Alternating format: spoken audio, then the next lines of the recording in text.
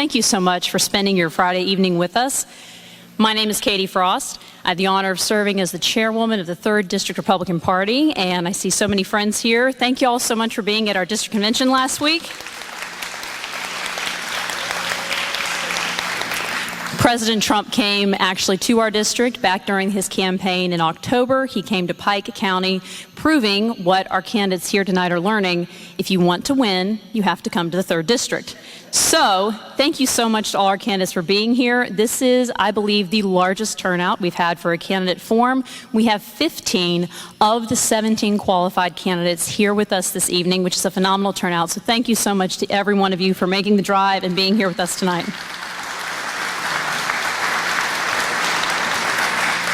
So we have all of our candidates here. Our secretary, assistant secretary, treasurer, and assistant treasurer candidates will each be given 2 minutes to speak and introduce themselves to you. We'll then move down to our vice chair candidates, who will each have 3 minutes. And finally, our chair candidates will have 5 minutes. If you have questions, we all, of course, sent out the link for everyone to submit their questions, and y'all are an inquisitive bunch. We received over 30 questions, but we also have an opportunity for you to submit questions in the back of the room. We will do Q&A after all of the candidates have addressed the audience, so it gives you a chance if something comes up you want to know more about, you can write a question down in the back of the room. I'd also like to now ask Clint Holland, City Councilman from Peachtree City, if he wouldn't mind standing up and leading us in the Pledge of Allegiance.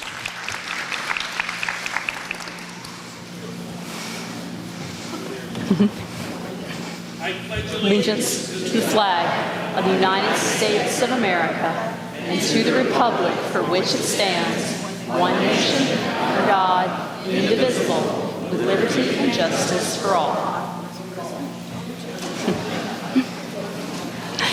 Thank you, Clint. We're going to begin with our treasurer, assistant treasurer, secretary, and assistant secretary candidates. Our candidates for treasurer are Jeff Dellamajora and Lori McLean. Ms. McLean said she was going to be able to be here, but unfortunately had something come up at the last minute. She's not able to join us. Mr. Dellamajora had a previous commitment. He let us know when we first reached out to him, but he has sent a surrogate who happens to be here in the district, Mr. Tim Ryan. I'm asking Mr. Tim Ryan to give 2 minutes to tell you why he believes you should support his friend, Jeff Dellamajora.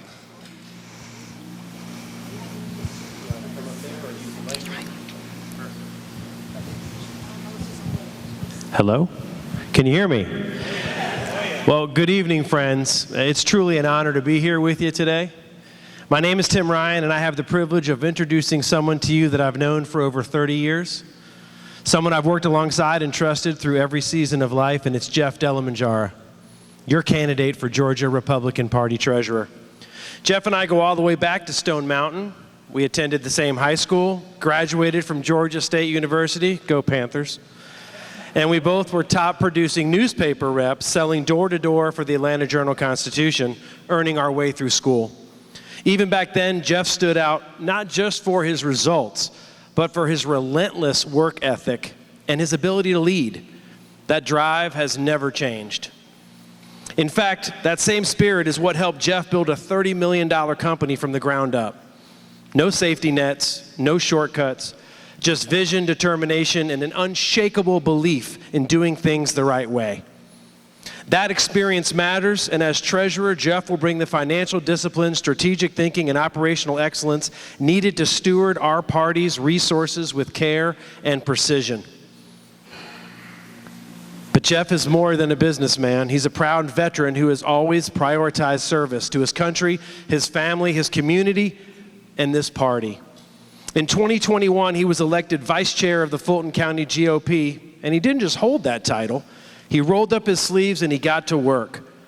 At the time, there weren't a lot of real systems in place for poll watching or voter challenges, both critical pillars of our election integrity.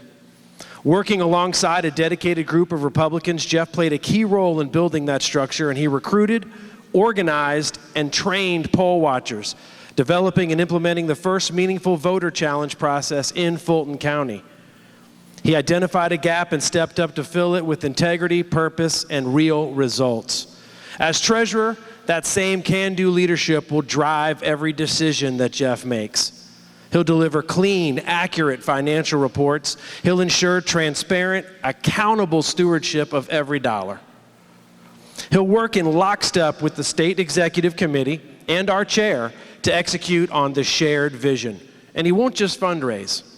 He's going to energize donors and grassroots supporters alike, building a war chest to elect Republicans up and down the ballot. Jeff's not running to make a name for himself. He's stepping up, and again, because he believes in this party, in our conservative values, and in the future of Georgia.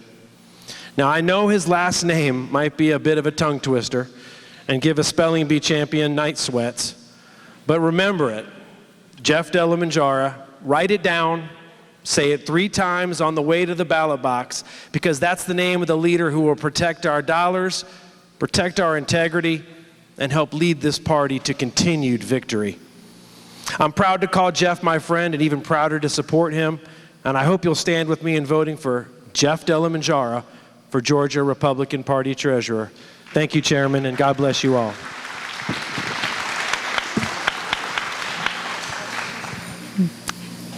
Thank you very much, Tim. And the next candidate we will be hearing from is the only candidate who qualified for Assistant Treasurer. It is our own Jenny Ekman from here in the 3rd District, and I like to tell Jenny she must be living right because no one wanted to run against her. So ladies and gentlemen, Jenny Ekman. Hello, everyone. My name is Jenny Ekman, and I am running for Assistant Treasurer. I am the current Assistant Treasurer, and I am asking for your vote. If you don't know me, I'm an electrical engineer. I have 2 construction companies and a small farm, and I farm after 5. I am in our community. I'm a Rotarian. I also am on the Harris County Fire Department. I've held every office almost in the county party, from chairman to cleanup crew. Whatever I'm asked to do, I'm willing to do it. And I am willing to work hard, and my knowledge of QuickBooks is what I ran on last time. And I still have this knowledge because both my companies use QuickBooks, and I know it quite well. And let's see, I'm not a public speaker, but anything that our chairman or the executive committee assigns me to do, I will do it to the best of my ability. Thank you.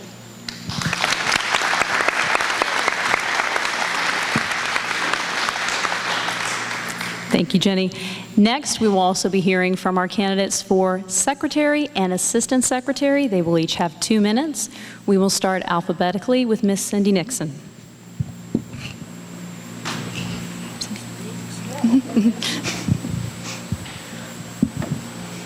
Sorry, I was dozing there for a minute.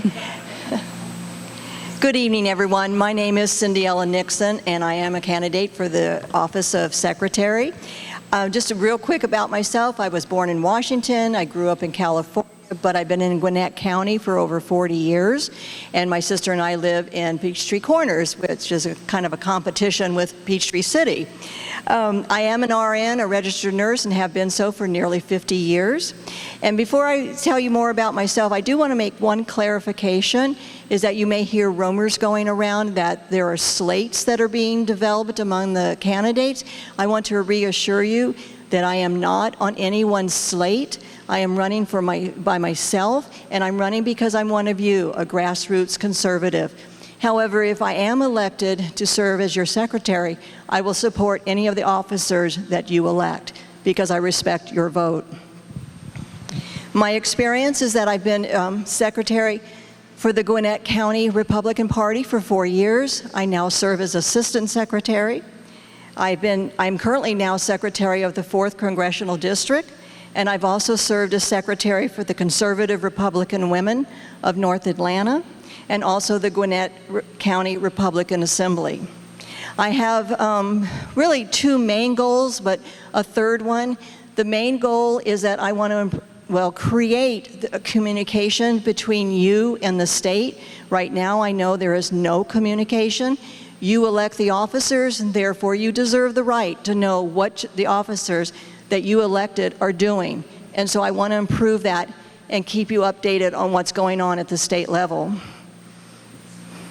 The other goal I have is to improve the communication between the counties, because as we know, there are some counties that are kind of struggling, and there are other counties that are just knocking it out of the park.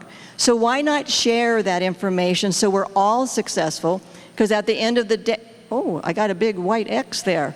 And also, too, I want to help the new secretaries, because just help them with knowing how to do an agenda, knowing how to do minutes correctly and according to our favorite Robert's Rules of Order.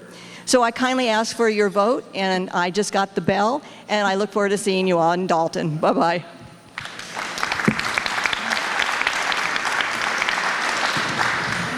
Now we'll hear from Ms. Susie Voiles. I'm Susie Voiles, and I'm so happy to be back among you. I'm not only happy to see so many new faces that have joined us since 2020, but of course I'm really thrilled that so many of us have been warriors for a long time.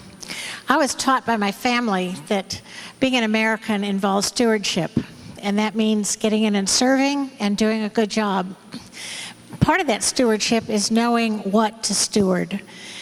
This party is very, very important to me, and for more than just the last 4 years, I have seen the crumbling foundations because I was trained well by my parents, as many of you are training your children well.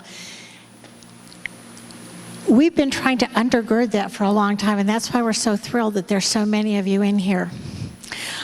I will faithfully serve as secretary to make sure my notes are not only impeccable and my minutes are accurate, but being a legal analyst for an attorney right now, I have the ability, and I'm kind of a grammar Nazi anyway, I have the ability to make sure, and the foresight, to make sure that my words are neither inflammatory, they are just accurate, and they will not cause problems down the road.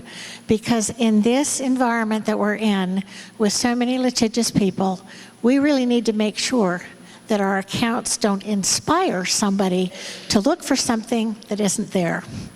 I love this party, I love this state, I will faithfully serve. I'm a wife, I'm a mother, and a proud grandmother of 5 and growing children. And my last daughter is getting married, finally, this September, my oldest. And we're so excited for her. But I promise to steward this job faithfully and to make sure that the principles of our founding fathers are not only continued, but they are built upon. Thank you very much.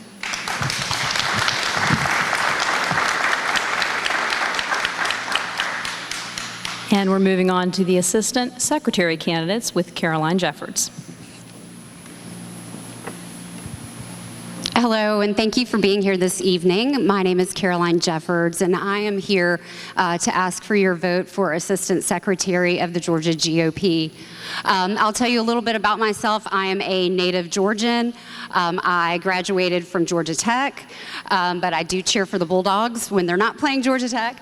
Yeah, exactly.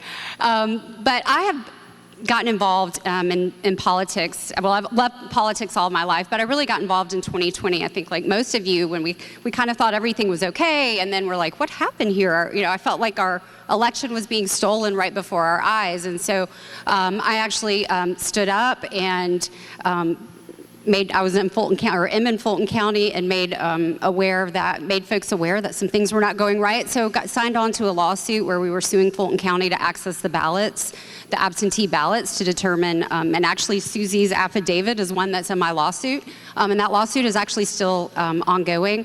And so we're hopefully we'll get to the truth, not looking to re-litigate or do anything along those lines, but just want to get to the truth. But most importantly, since then, I've been involved with the Fulton County Party as assistant secretary. I'm the current secretary of the Georgia GOP.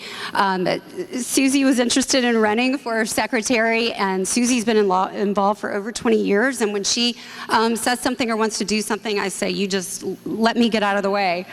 But she's a fabulous lady. But I'm just here to serve the Republican Party with courage and morals and integrity. And because really, at the end of the day, as executive officers, you're putting us there to vote and to vote for the right thing. And that's what I'm there to do. And I think I've proven that I've been willing to stand up when it's tough, no matter what, to do the right thing. And I would appreciate your vote at the convention in June. Thank you.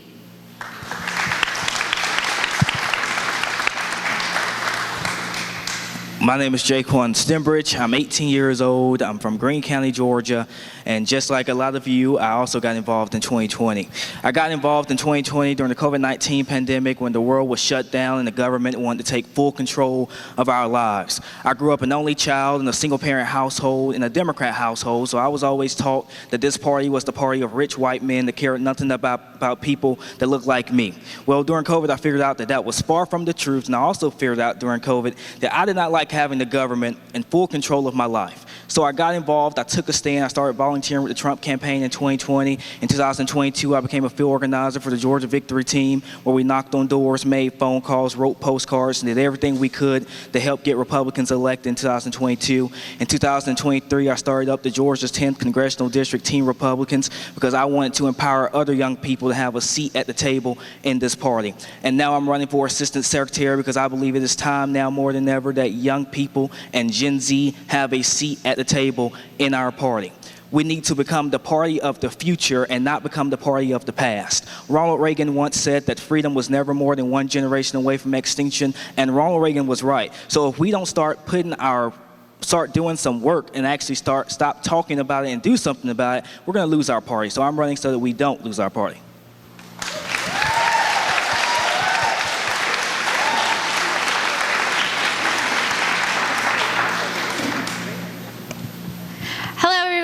My name is Kylie Kramer, and thank you, Katie, so much for having us all here tonight, and for all of you to being here. I grew up in Marietta, Georgia. Here, now I'm kind of in Roswell area, but I'm executive director of Women for America First, and I also do consulting work doing public relations and government affairs in DC. Most of you may know my work from the 2020 election when we all were horrified watching what was going on TV with our ballots being stolen and suitcases of ballots being dropped off.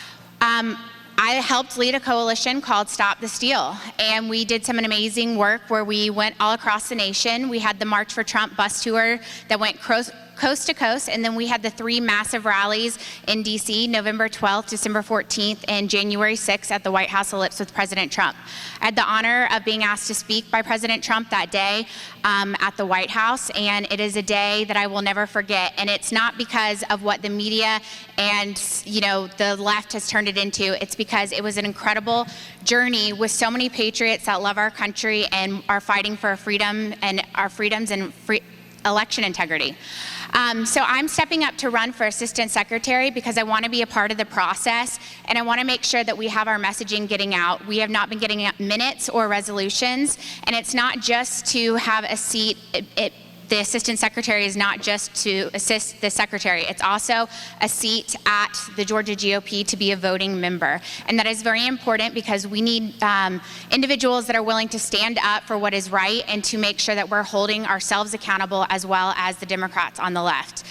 So I look forward to meeting all of you, and I look forward to being in Dalton come this June. And I ask for your vote. Thank you so much.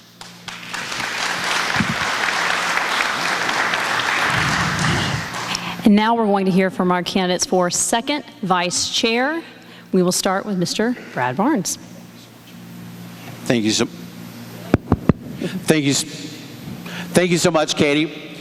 My name is Brad Barnes. I'm running for second vice chair of the state party. I'm one of you guys. I'm from Rome, Georgia, which is best known across the country as the home now of Marjorie Taylor Greene. But before that, we were probably best known for being the home of Berry College. I have a background in software and data engineering. I have years of experience as an on-the-ground grassroots political organizer. I'm probably best known outside of my immediate area in the state for my battles against the wicked Fannie Willis of Fulton County. In 2023, I filed for her arrest in Fulton County courts on 4-count indictment, and that ended up making international news. I was on the news in 12 different countries. The wicked liberal media called me a MAGA extremist, even though I'm quite a sensible and nice guy. Also I'm well known for working on free speech and for election integrity. I want to expand and empower our grassroots. I want to supercharge our county parties. I want to build our young Republican and college Republican chapters out across the state. We're not going to have Donald Trump on the ballot in 2026, and the Democrats know that. The Democrats are going to be coming very hard for us. We're looking at between $500 million to $1 billion being dumped by the Democrats in our state, and we're going to need the A-team. We're going to need a huge grassroots army to counter that, and I need you to be part of that. I hope to be part of that. So if you want to win, and you want to win big, if you want a bigger and a better and a bolder GOP, bet on Brad at the state convention. I'm the guy for the job. Thank you so much.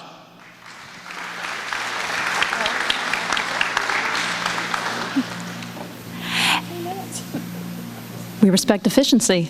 Now, Noreen Cantor. Hello. Is this on? It's not. Is it? Can you hear me? Okay, good. I'm Noreen Cantor. I'm running for second vice chair of the state. The reason I'm running is because we have no transparency, no integrity, and no grassroots in the GOP. The grassroots are what we need in the GOP and down at the Capitol. Not just the ones that are down there, because they're not grassroots, they're rhinos. We need grassroots, America First candidates down there that will vote the way we want to. We have about 2 or 3 down there that actually vote for the right. For us, we need more. We need to recruit grassroots from the bottom up. I attended the Leadership Institute, so I know what I'm talking about. You get them, you recruit them, you train them, you support them, you put them in office, and here's a big one. You hold them accountable. And if they don't do their part, you primary them. Because we've got enough people down there that all they care about is what's going to happen to them next, how much money they make. They don't care about we the people, so we need to change that. So I hope I can be in charge of that and work with all the counties. So I ran last year for House District 30. The reason I ran is because our representative had a 34% voting score. And if you know what that means, he votes with the Democrats. He's a rhino, so I primaried him. I didn't win, but I sure got a lot of people understanding what a voting score is, so now they really pay attention to it. So that was worth it. So I'm very transparent, and I want to talk to you about this horrible NDA that we have to sign to get the delegate list. And I'm telling you, $25,000 fine for each incident against the state GOP. 3 years, not just the time that we have, 3 years. And then you have to go to Fulton County in front of their judge, and they won't let you have a jury trial. So you know what they're going to do? They're going to take whatever they can away from you to get that money. I will not sign this. I'm being very transparent about it. And this is what I think about the NDA. And I will not be a part of this communist crap we have. So I'm Noreen Cantor. I'm running for second vice chair. I'm America First, grassroots, Trump-supporting candidate with integrity. I hope you hire me. Thank you.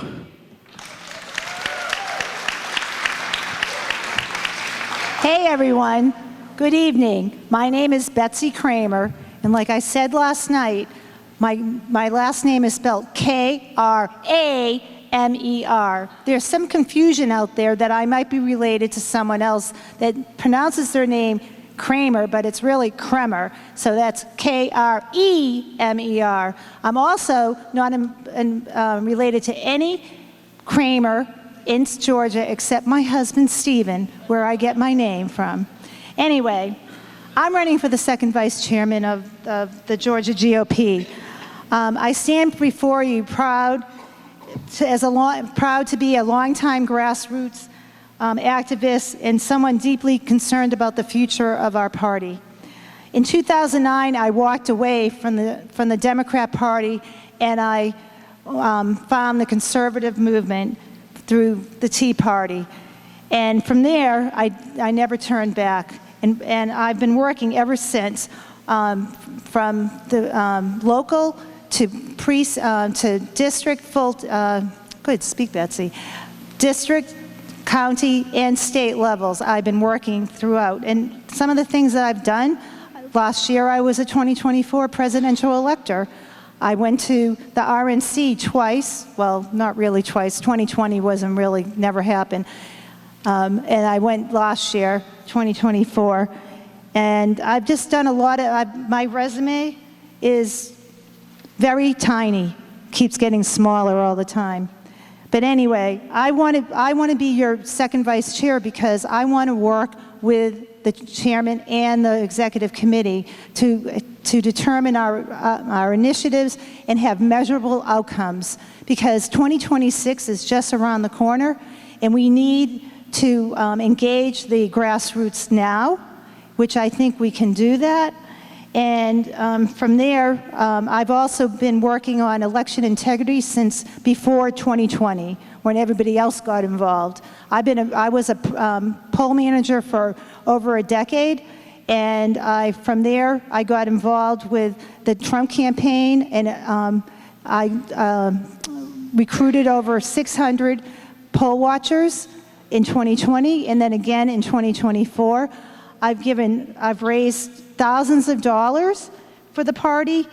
I've also recruited thousands of volunteers to do other things, and I've also helped elect conservatives to different positions throughout the state. So we're at a crossroads right now. We need to all be together. We all need to work together and stop infighting. I can only ask you to vote for me because I'm going to say one team, one mission, and one Georgia, because otherwise we're not going to survive. So please vote for me in Dalton, Betsy Kramer. Thank you.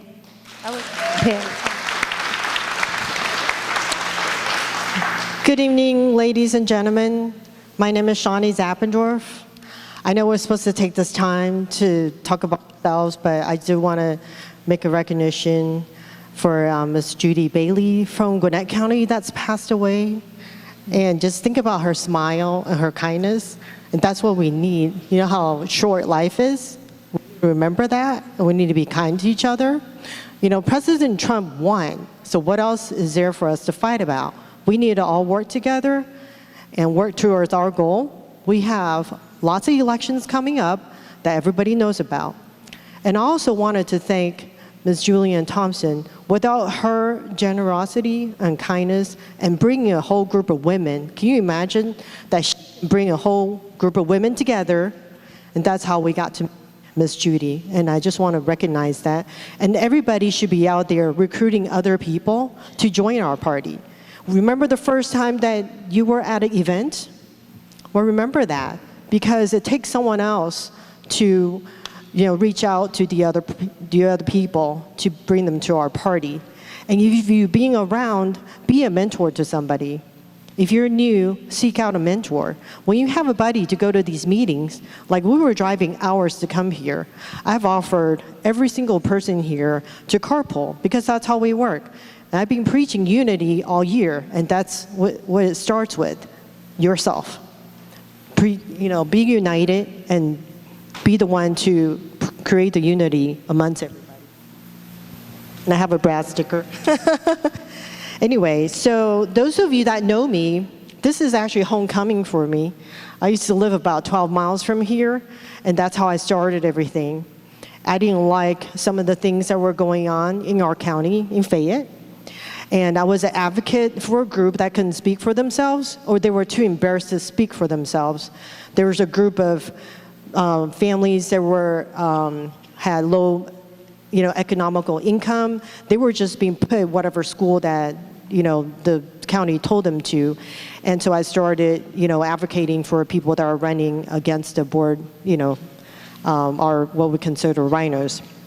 Anyway, this time a year ago, I was one of your proudly elected 59 delegates to the RNC, and I also have a state committee position, and I was your District 7 secretary, and I also helped out in the local level, and was a county chair. The reason for serving all those different levels is because we have no gap in communications, so this way we can all work together. And I'm married for 27 years to an Army veteran, and I also have 2 boys that are United States Army officers. And I would be honored and privileged to serve you as the next second vice chair. Thank you.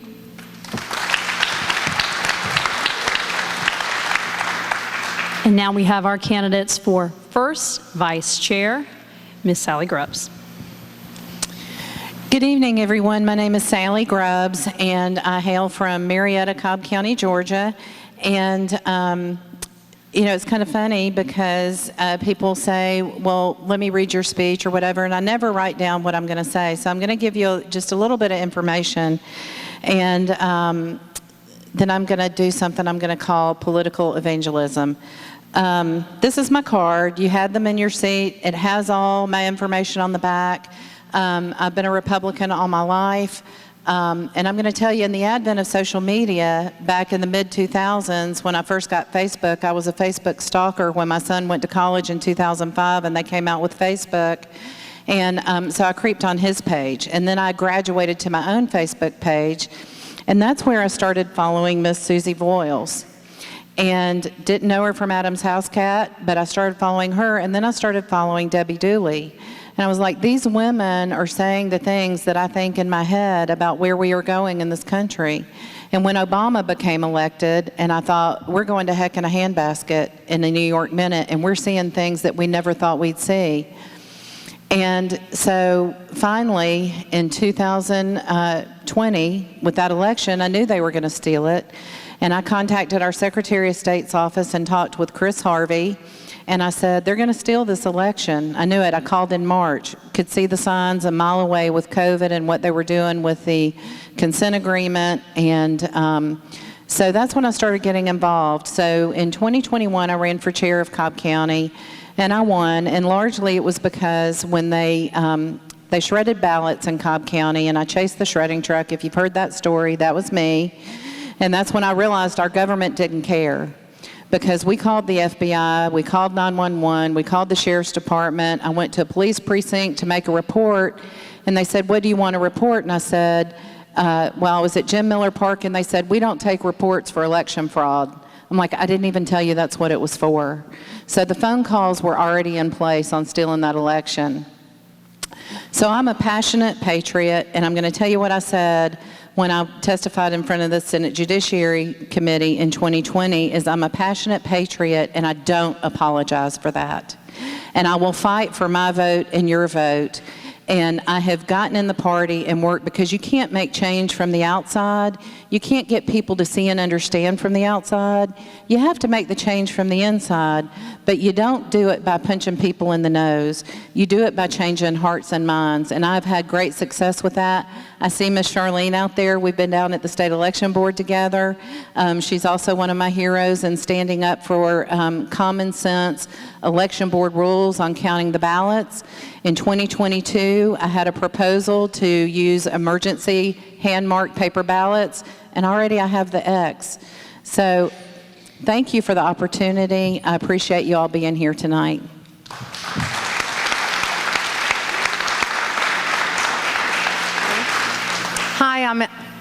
Hi, I'm Alice Olenek. I come from Gwinnett County and Putnam County. One county over 80,000, one county under 80,000. Thank you for your invitation tonight. I have some cheat sheets, but I think I'm just going to talk off the cuff. I've been involved in elections for over 12 years. I was appointed in 2012 to the Gwinnett County Board of Registrations and Elections, and I have been reappointed by 5 different chairmen. I have been on the Election Integrity Task Force since it was made on by the Republicans. Some of my work and some of the things that I actually helped shape are now in election law. Ms. Sally here just said that we can use emergency ballots. No, we can't. That's one of the laws that we have to change. But right now, we have to use machines. We cannot use an emergency ballot unless the machines are broken. A lot of the things about poll watchers I wrote, and it was passed by the Georgia legislation to go into law. I have appointed poll watchers, adjudicators, absentee ballot monitors. I have done the training. I have written the training. I have handed what I wrote for the training over to the state that they could share it to other people. What else do I do? Okay, I'm an active member of my county party, my district party. I've been assistant secretary of my district. In my Gwinnett County party, I'm on the elections board, so I can't hold another office.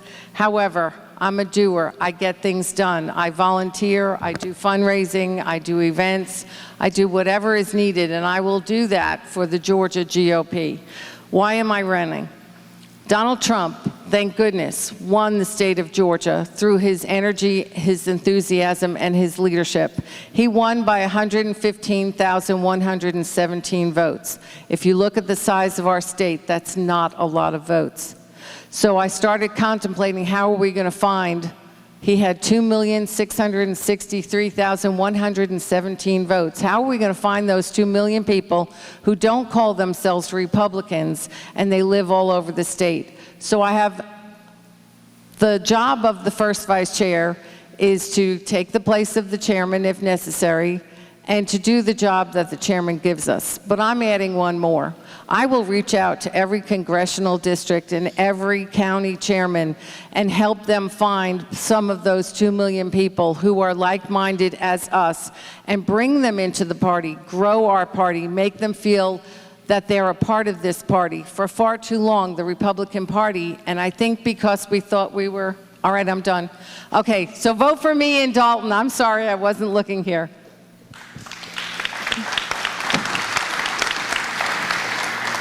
Hello, everybody. My name is Lisa Pierce. I'm the current Upson County Chair, and I'm running for first vice chair. I am a Christian. I am a wife of 21 years. I have 2 children and 2 granddaughters and 1 grandson on the way in August. I have lived all over this state. We started when we moved to Georgia in Gwinnett County. I've moved to Bibb County, Hall County, Cherokee County, and now we live on a 30-acre farm in Upson County. So I have a unique view because I've lived all over the state. And for 27 years, I worked in the healthcare industry, both in big cities and small cities. So it gives me a unique perspective in knowing the needs of Georgians. So why am I running? I'm running because we need people on the executive committee who will push Trump's agenda, meaning hand-marked, hand-counted ballots. And that's one-day voting. The only way that we can verify our votes is if we have paper ballots, so we have to move that forward. Second is because I am the only one that represents an under 80,000 county, and that brings a unique. There's a lot of those counties, and we need some representation on the board. Third is proven leadership. I am the only chair up here who can say that I grew my Republican votes, because that's where it counts, right, people? You can grow your membership, and I know people have kind of made fun of the fact that I say that I grew my membership by 500%, and oh, you might have grown it from 2 to 10. No, people. We grew it from 9 people to 45 people. So for our small county, that's pretty darn good, okay? But the results are the bottom line. If you compare 2020 to 2024, we grew 3% overall Republican voters, and we had a 2.55% decrease in Democrat votes in our county. So we really push forth the Republican vote. I have proven that I can stand here and grow the Republican Party, and I'm the only one who's the chair that can say that. All right? And last is that 2026 is a pivotal year. We have the governorship, we have AG, Secretary of State, but most importantly, we have to change the Senator Ossoff to a Republican. I hope you all agree with that. But the only way that's going to happen is if we have a grassroots organization, and we've got to start building that right now. So my friends, I'm running because I believe in a stronger, freer, and more prosperous America in Georgia. Please vote for Lisa Pierce as first vice chair. Thank you. And we are going to finish up the speeches with our 2 candidates for chair. They will each have 5 minutes. Mr. David Cross. Thank you. My name is David Cross. I'm currently the 2nd vice chair for the Georgia GOP. I'm running to become your chairman. I'm running to restore truth, trust, and transparency to the organization. If we can do that, we will grow. We'll grow exponentially.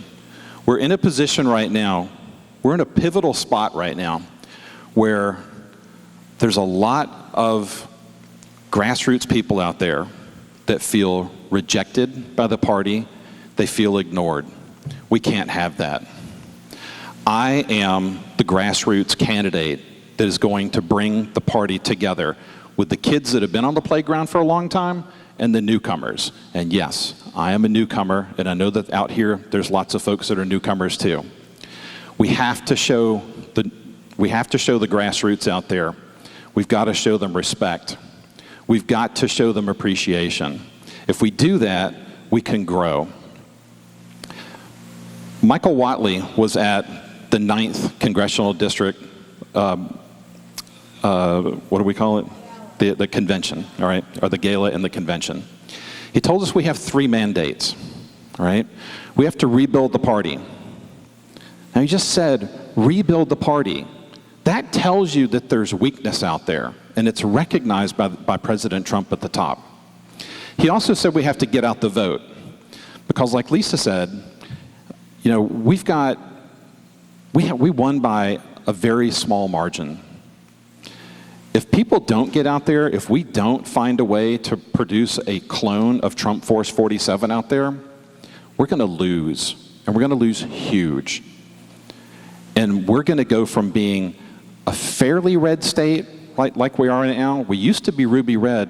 We're going to end up going blue if we don't have a powerful force out there. He also said that we have to protect the ballot. Now, a couple weeks, or about a month ago, President Trump signed Executive Order 14248. And the issue that he was talking about there was exactly what Lisa said. Hand-marked, hand-counted paper ballots at the precinct. The 27 largest, most civilized nations in the world all use hand-marked, hand-counted paper ballots at the precinct. We don't. Banana republics use voting machines. Banana republics use the exact voting machines that we use in Georgia. We had an opportunity to get rid of them, but we failed. This most recent legislative session that we had, we didn't get anything of significance passed for election security. House Bill 397 died at around noon on the very last day. The pages down there knew it. It wasn't some last minute thing where it died at 9 o'clock. It was dead at noon. And there were messages that were sent out that said, you should call out there and you should, rah-rah your representative and get them to, to vote for this thing. And it was dead. We failed President Trump. If I become your chairman, the grassroots chairman, I will carry on President Trump, honor what he wants to do with hand-marked, hand-counted paper ballots, and restore integrity to our elections. Thank you.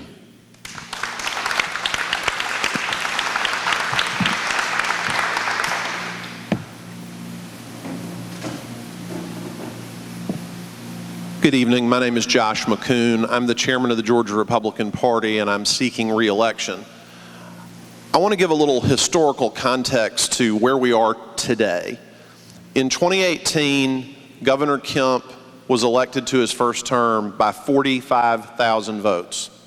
We all know what happened in 2020. In 2022, Herschel Walker lost the opportunity to represent us in the United States Senate in a runoff. Then 2024 came. You elected me your chairman in 2023.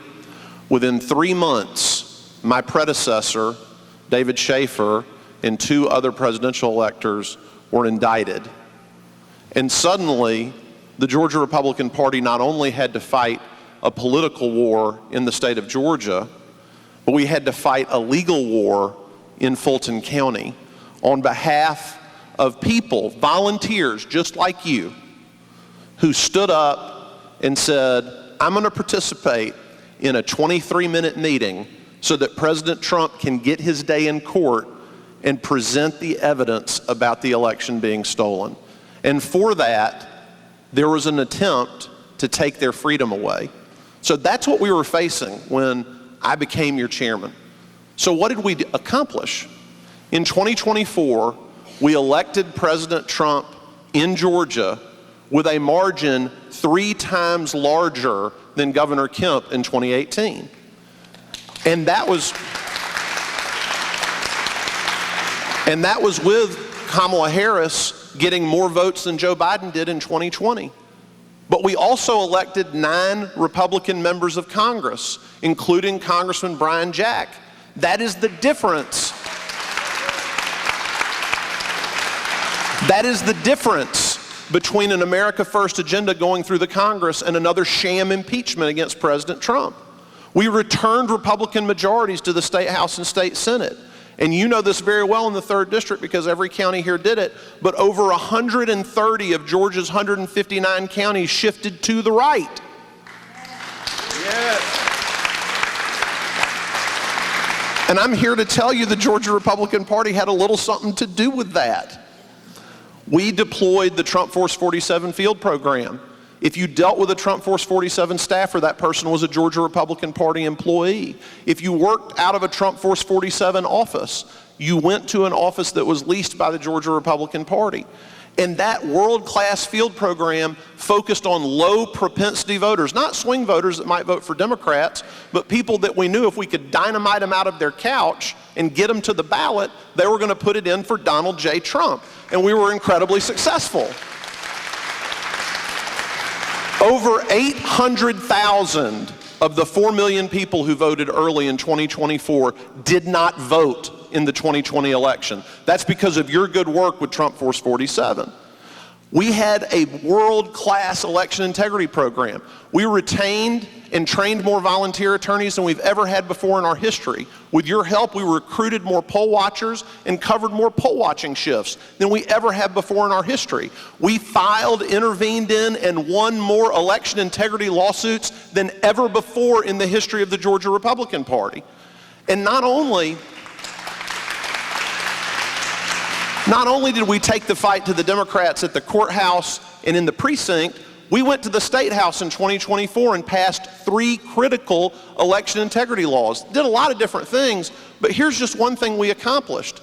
We gave ballot access to left-wing parties to finally have a fair, level playing field, not just the libertarians taking votes away from us, but having votes on the left as well. Those 3 candidates took 40,000 votes that would have gone to Kamala Harris. In an election decided by 115,000 votes, that's a big deal. And while we did all that, we raised over $3 million from our own donors, and we're getting stronger every day. Now, this election's pretty simple. We won the Super Bowl on November 5th. My opponent thinks winning by 3 is not enough. We should have won by 10. That's essentially the argument that's being made. But you don't fire the head coach that wins the Super Bowl. You give them the opportunity to have a repeat in 2026 when we fire California's 3rd Senator John Ossoff and return a Republican to the governor's mansion. So if you want to do that, when you go to Dalton in June, vote Josh McCoon to be your state chairman. Thank you.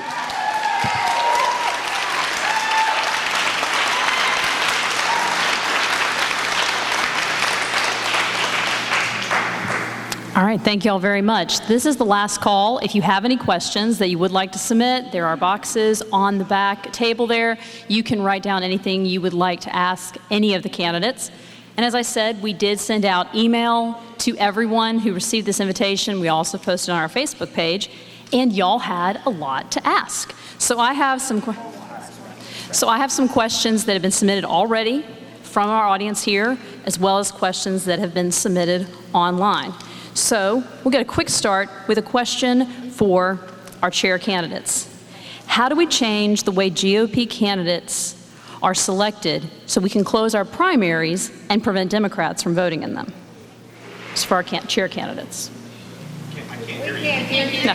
Close primaries? Was that the question? All right. Did we all able to hear that? All right. The feedback is hard for the folks on stage, so I'm going to relay the question down the line. As the chair candidates, what is something you would do to help close our primaries so we can make sure Republicans are selected by Republicans?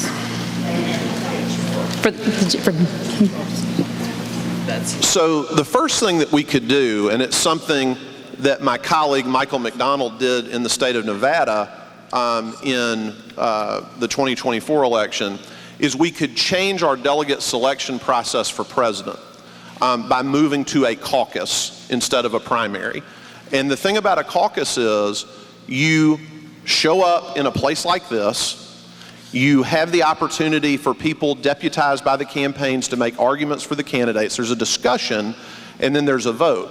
And the Republican Party, not the state of Georgia, controls that process. So we can make sure that it's Republicans coming to caucus to choose the Republican delegates for president. That is something that is within our authority to do right now today. Now, we also need to ask the legislature, which we've called for in our legislative agenda for multiple years, is ask the legislature to change the law so that when you register to vote, you register by party. So you register as a Republican or you register as a Democrat, so you declare which party you belong to. And once we do that, we can change the law to say that if you want to participate in a Republican primary, you have to be registered as a Republican, and that's common sense. Republican voters should decide who the Republican nominee is. Thank you. Okay, as far as making sure that we have or potentially closed primaries, I've contacted a lot of our House members, or several of our House members, several of our senators. I thought that there was going to be a simple solution for doing this. And I get different answers from different folks. And a lot of it has to deal with the size of each one of the counties. Larger counties have different issues than smaller counties and mid-sized counties. And so I don't think that there is really a clear-cut process that can be adopted at this time. Oh, we got 30 seconds. This is quick. But we do have to have an accountability committee at the Georgia GOP. We've got to make sure that we've got solid Republicans that are running for those seats. We've got solid Republicans that are in the seats that, and we're checking up on them. And we have to use that committee to help recruit new candidates as well, too.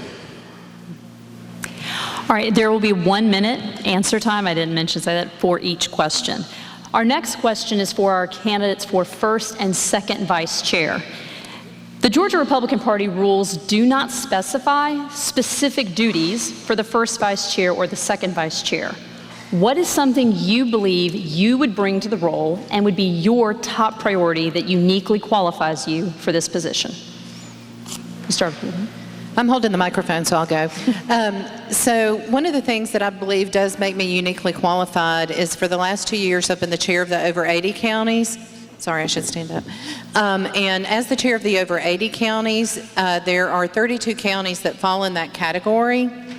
That accounts for about 70% of our voters in Georgia, and having continuity within the county party chairs and in the state levels is one of the things that I'm very focused on. My number one thing is election integrity, and I have the credentials for that. But as the first vice chair, I think that we have to grow the grassroots by providing continuity with the officers and providing the proper training and information to get to everyone in the party so that we're working as one well-oiled machine and not separate different factions.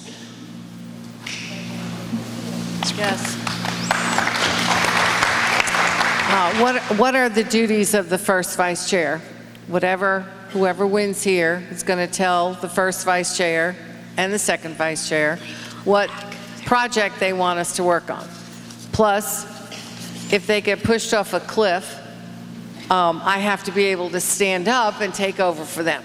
All right, that's what it says in our rules. What I would like to add to the rules is engage, educate, and energize people who are not calling themselves Republicans, but are conservatives and are voting as a Republican, which means we have to grow our membership. We have to grow our party. We have 7 million registered voters in Georgia. We should have at least 3 million that we know of that are part of our party. So I would like the first vice chair job to be go out and find those people that vote Republican and we don't know their names, their email addresses, or their phone numbers. And that's why I said earlier that I would engage with congressional districts. Thank you. Well, I'm not going to repeat the obvious that we don't have any duties right now because we'll be working at the leisure of one of these guys. But no leisure? Dang, okay. Well, but what I would like to see as a new chair, 2024 was my first full year, and we had no support from the Georgia GOP, that's a fact. And so what I would like to do is have a training for new chair people. We mentor those people and let them know how they can grow their party and what they need to do, what's expected of them. Because we need to be successful. We need to unite. I keep hearing we need to unite, and we all need to define what is. But we definitely need to unite so we can move forward and not have 159 counties working in 159 different ways. So I would like to see that first and foremost. Thank you.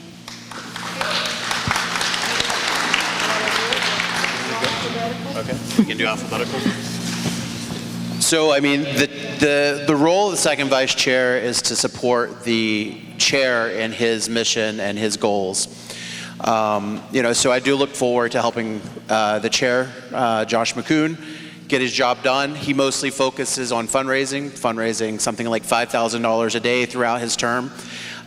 So as one of the most experienced political organizers in the state, I hope to focus on the grassroots, empowering the county parties, giving them the tools and infrastructure from the state party level that they can do their job so much better and so much easier. Things like a postcard program going out every month to bring in new members, text messaging tools, shared publishing and calendar tools so that we can grow the party, grow our base, and just very practical things. So that's some of the things I'd like to work on.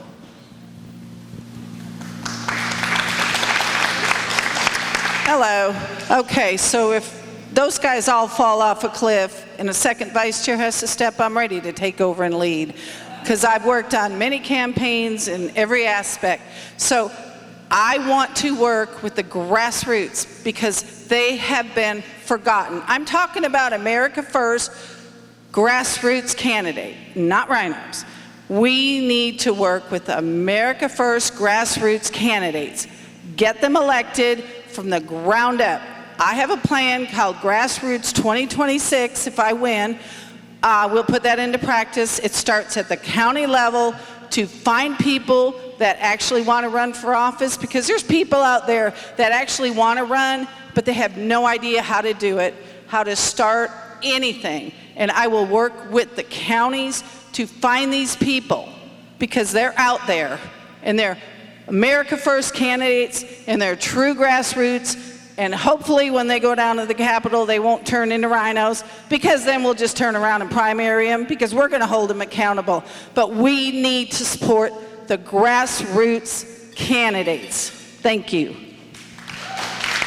Well, as I said last night to Ms. Cantor, Really don't need to. no, I will do it again, because it's not the job of the Republican Party to primary another Republican. Our job is to elect Republicans. That's stated, a lot of you know or found out via a video that went out from Mr. Brant Frost, that I am that person, or one of these people that are behind the scenes doing a lot. And I've worked a long time with the Georgia GOP as well as with other different people.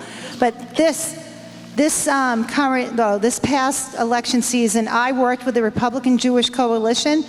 I'm Jewish, and we hit low propensity Jewish voters who vote Republican, and we actually increased, I think, 15% increase in the Jewish vote for President Trump. So I am going to continue doing that, as well as working with the chairman and getting grassroots people and all that. So I'm Shawnee Zappendorf, running for second vice chair. And here I come, so I'm the uniter.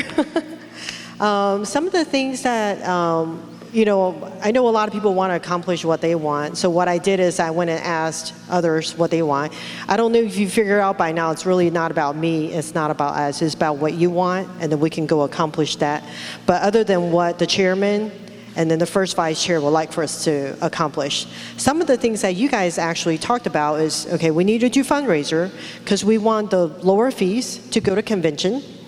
And then we also want to, participate in the event, but at the same time, if it costs a lot of people can't afford to go. So that's where we come in, where we would like to fundraise to bring more money into the Georgia GOP. And of course, we want to continue with the America First agenda. And some of the things that I've been doing with communications as well as training as the district secretary previously, I had over 52 newsletters out because we want to close the gap on communication. We want to make sure it goes from, since we're at the national level, bring it down to the state level. Oh, I'm not looking there, sorry. And bring down the county and the precinct. Thank you.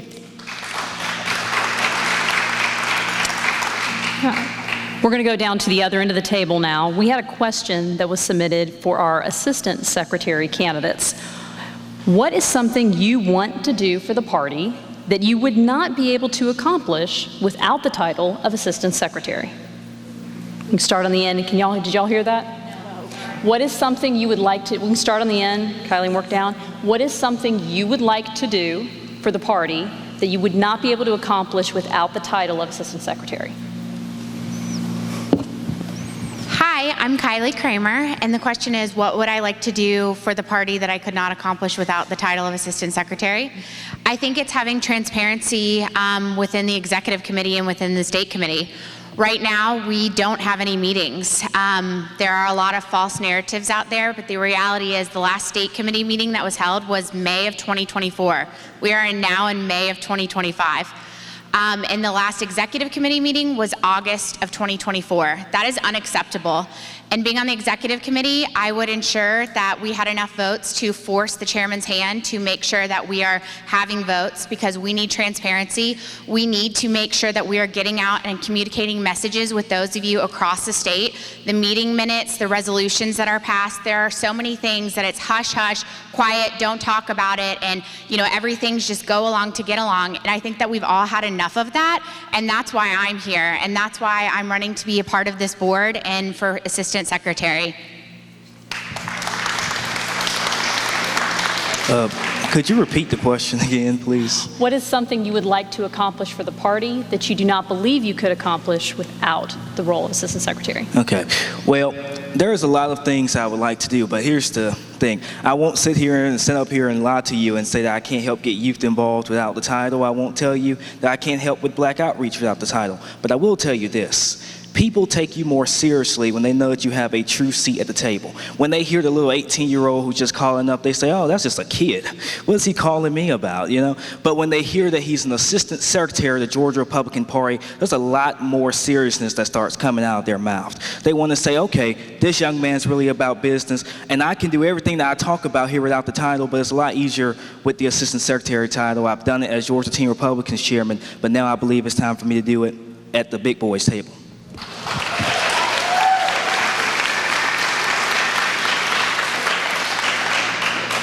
I'm Caroline Jeffords, and I think one of the things that I'm currently doing as secretary with that title and would continue to use if I were elected assistant secretary is primarily fundraising, and that's one thing that we haven't talked much about today. If you don't do fundraising, you don't have the lights on. I know Josh said that comment last night, so if you don't have the lights on, nothing else happens.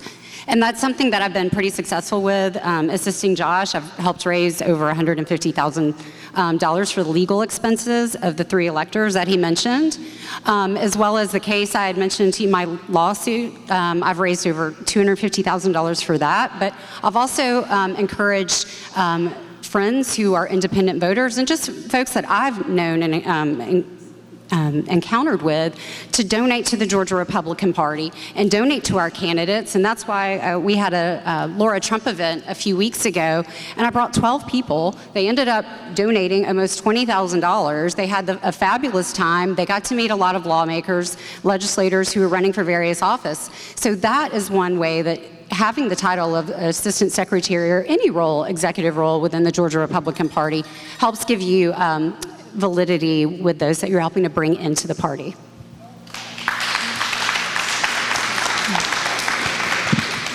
Our next question will be for our chair candidates. Can y'all hear me now? All right. How do you plan to build on the momentum of President Trump's win in 2024 for 2026? We can start with you, Mr. Cross. All right. It's going to take a lot of work, folks. I'm not going to lie to you. You've got to have solid plans in place. The first thing we have to do is we have to build trust.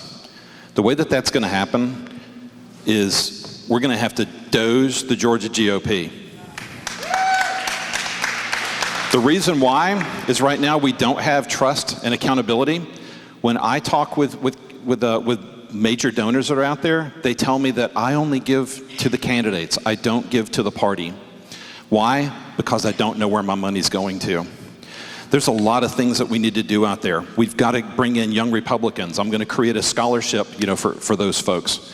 We've got to have our sheriffs involved, particularly in the counties where Trump won, but we have Democrats that are running, that are sheriffs, all right? We've got to bring back David Schaefer's 5-star program to show how we measure and have accountability at our county parties. Oh, I've got so much more to say, but I'm getting the hook. We've got a lot to do.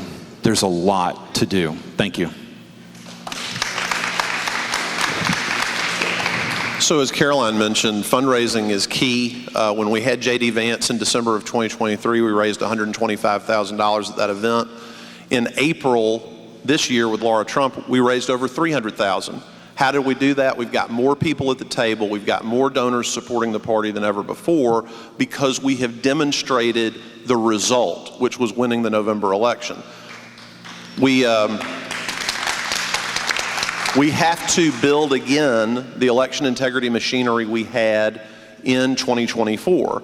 That means passing 397 next year in 2026. It means having the lawyers. It means building that machine again so that we know we're going to have a fair election. And we do have to have our own version of Trump Force 47 for 2026. We've got to have staff all over the state. The other thing we need to make sure we duplicate from 2024 is working so well with groups like Turning Point Action, the Faith and Freedom Coalition, Greater Georgia, and Tea Party Patriots. With all those ingredients together, we can fire John Ossoff and hold on to the governor's mansion. Thank you.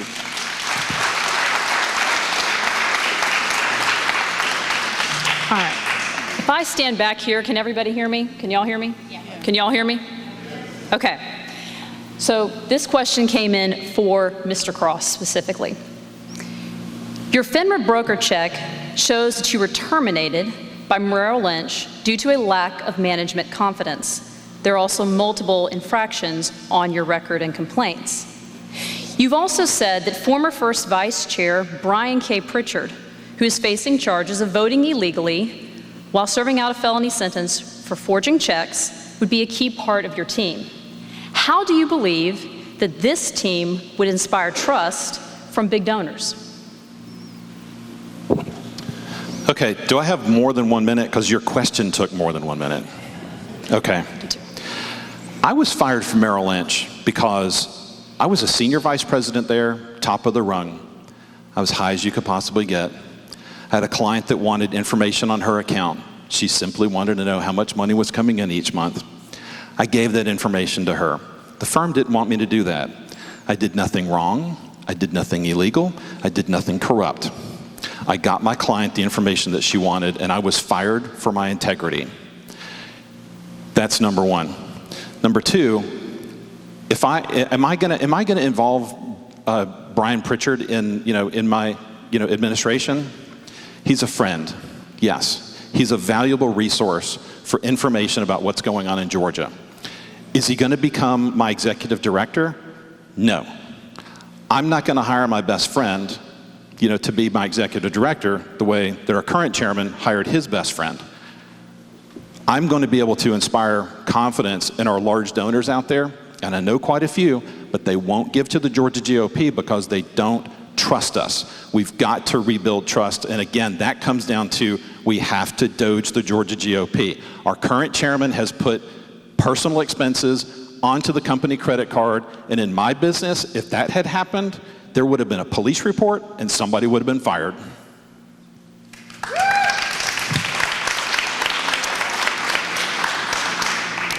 Well, Mr. Cross, you set up the next question. For Chairman McCoon, the Georgia party rules say that the Georgia finances need to go through a financial review or an audit. Are you willing to do that in your next term as chairman, including any all credit cards? Yes, so we will have a financial review.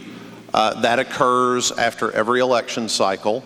It occurred 2 years ago. It will occur this year. There will be a complete review of the finances from top to bottom.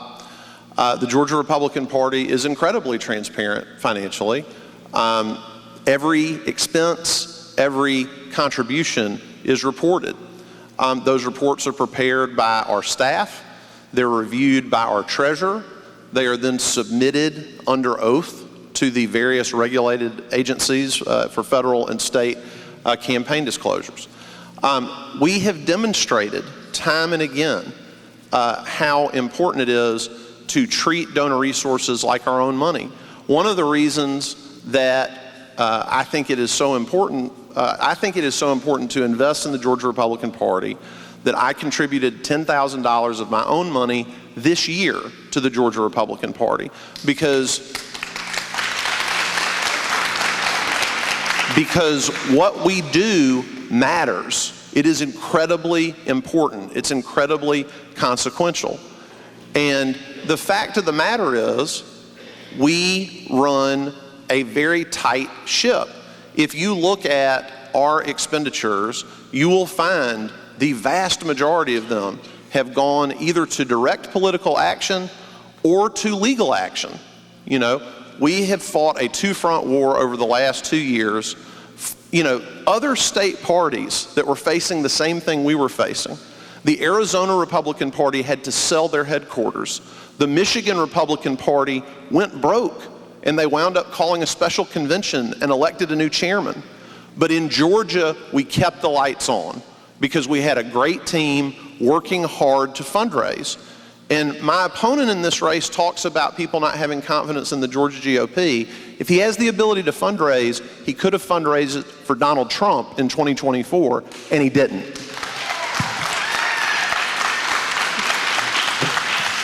How would he possibly know that? No rebuttal, Mr. Cross.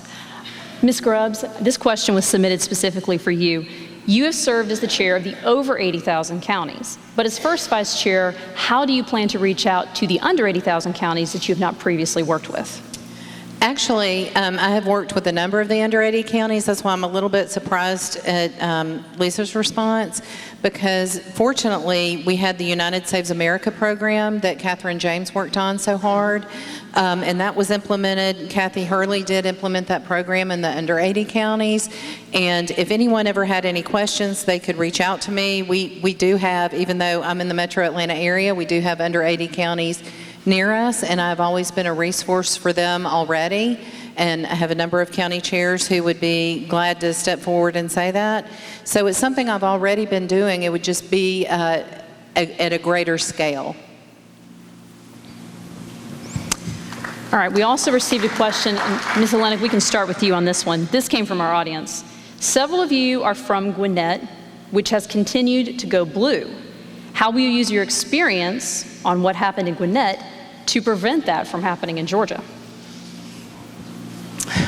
Well, one thing is I'm from New Jersey, which is navy blue. It's not easy to be a Republican in New Jersey, but I have always been a Republican. Gwinnett County started changing around 1996 when we started building motels and apartments that were used for the Olympics. You bring in large apartments, you're going to bring in what I call transient citizens into your county. So we have a lot of people that came from DeKalb County that just started walking up 78, and we had apartments now. We turned from a bedroom community into a city community, and that's the problem. If you're going to have a county that you want to keep Republican, you're going to have to limit the number of large apartments, and that's for planning and zoning. We also have to have candidates for the Board of Commissioners that are conservative and like-minded and want to have a different way of life. And that's something that I can do and the Republican Party can do, is candidate training, finding the right kind of candidate, finding a conservative. Thank you.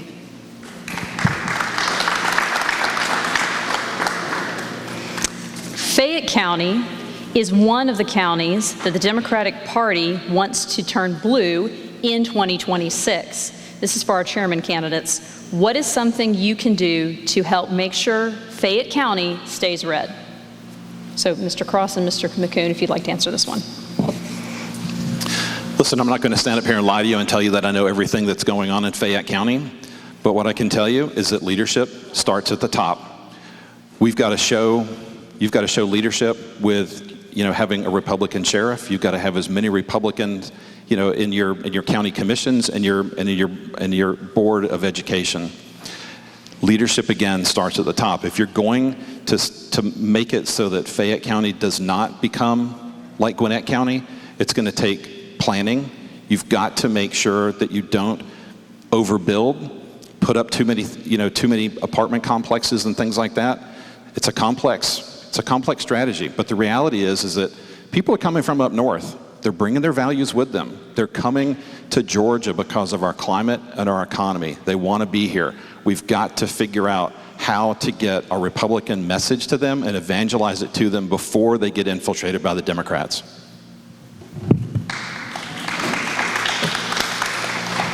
So first we'll be consulting with the executive team to determine the candidates, the counties we're going to target. Fayette County clearly would be one of those counties. And then what you have to do What you have to do is surge resources.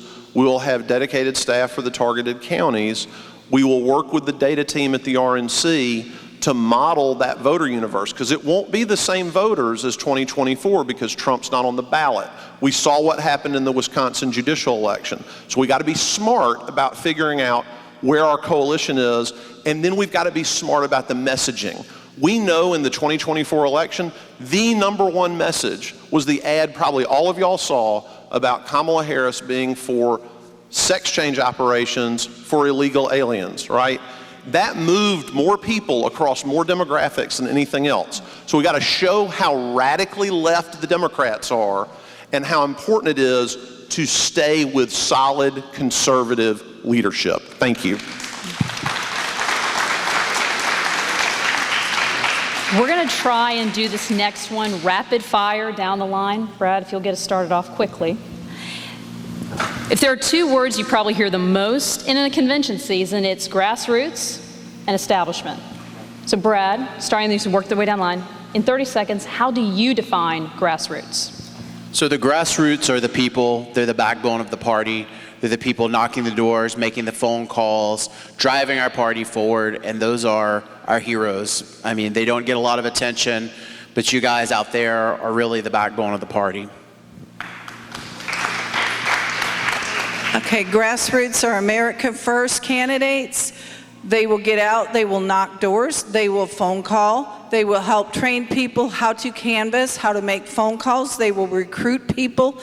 Because if we don't get out there and we don't beat the ground in 2026, we're going to turn blue. So we all need to get in and help our party. Who is a grassroots? We all are grassroots, because I'm sure 99% of you were out there knocking on doors or making phone calls or going into the office to help people.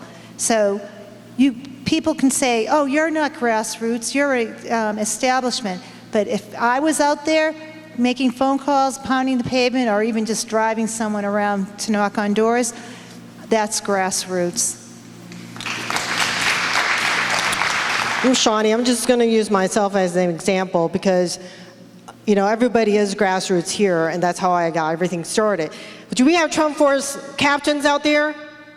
Can we give them a round of applause? That's who are grassroots. For myself, I've made over 13,600 phone calls. I made it where I retired early, and that was a conscious choice that we didn't want to wake up after 2020, and we lost. We didn't want to have that happen again. So we went door knocking, we made phone calls, and that's what grassroots. Thank you. So I'm going to take on the establishment word, which when I got elected in 2021, now I'm just a mom looking at our country, seeing it on fire. And I'm wanting to save our state, save our community, and save America. That's all I cared about. But the minute I got elected, someone came up to me and said, congratulations, you're part of the establishment now. There's a difference between the uniparty and the establishment. And there are many people who have been working in the party when everybody else was at a soccer game or a baseball game and they weren't paying attention. They were holding the line until we got here. So I have a very different view of the establishment. Yes, there are people that aren't as conservative as I am, but that doesn't make them bad. Okay, most of the grassroots, I'm going to say it. As president of the Gwinnett Federation of Republican Women, they're the women that live in this state. The women do most of the work. Men do some work also, but I'm telling you it's the women. But it's not just someone that knocks on the door. In my opinion, I don't even think we should use the word grassroots. We are all Republicans, we are all conservatives. Everyone who casts the ballot and helps someone else to get to the election poll to cast a ballot is most welcome into the Republican Party and needed at all times. So grassroots to me is everybody. It's you, it's me, it's the rich, it's the poor, it's all the people that consider themselves the Republicans that are out there and ready to go do the work. because there's a lot of work that needs to be done. So the grassroots to me is everybody, but it's the ones that are willing to go out and do the work. All right, establishment people to me are the folks that are the forever climbers in the party. They come into the party, they want to climb, they want the next position. It's always about the next position, the next committee assignment, the next whatever, and it's all about them. Grassroots is about our country and saving our country. And it doesn't matter if you're rich or if you're poor. Some people come to the table with time, others come with talent, others come with treasure. We need to respect them, we need to show them appreciation, and we've got to get them involved.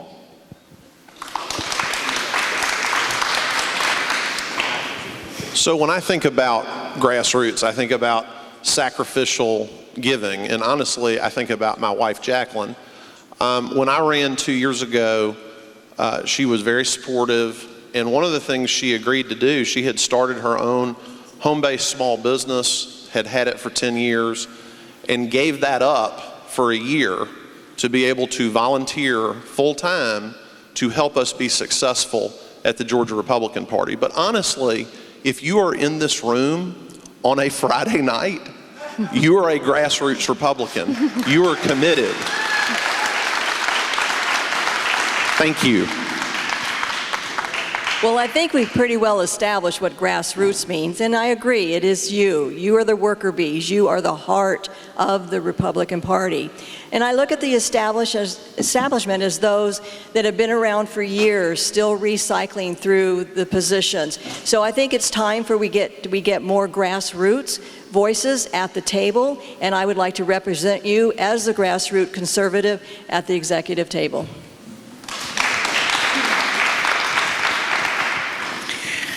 There's those 3 words that begin, we the people, and it is our responsibility to get in there and get the work done.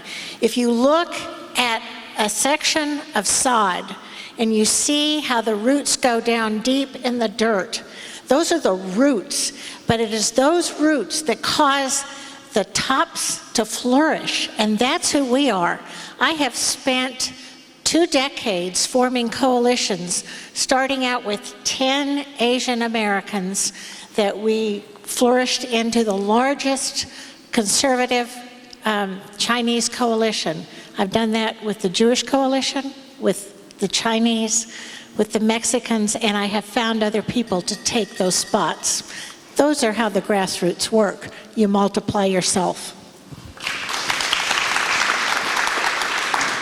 I have a little bit of a different take. I feel like establishment and grassroots are really one and the same, particularly when you talk what Susie just said, those roots. The establishment, that we call the establishment, they've been around. Like Sally said, they've been around to hold it together while we were on the couch with our feet, or at least me, I can only speak for myself, thinking, oh, everything's great. Bush has got this together. We're going to elect Romney. We're going to elect McCain. That didn't happen. But the grassroots and the establishment, they're both one and the same. They're all of us. They're here. I hope we all turn into the establishment, because you know what? That means we've all been here to see the work through, we the people be involved, to continually monitor. I will never make that mistake again, to sit on the couch and be on the sidelines.